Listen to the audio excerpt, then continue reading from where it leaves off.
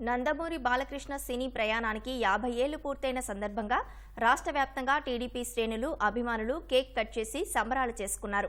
50 ఏళ్లుగా వెండితెరపై తిరుగులేని కథానాయకుడిగా వెలుగుతున్న బాలయ్య మామయ్య సరిలేరు నీకెవరయ్యా అంటూ మంత్రి నారా లోకేష్ శుభాకాంక్షలు తెలిపారు.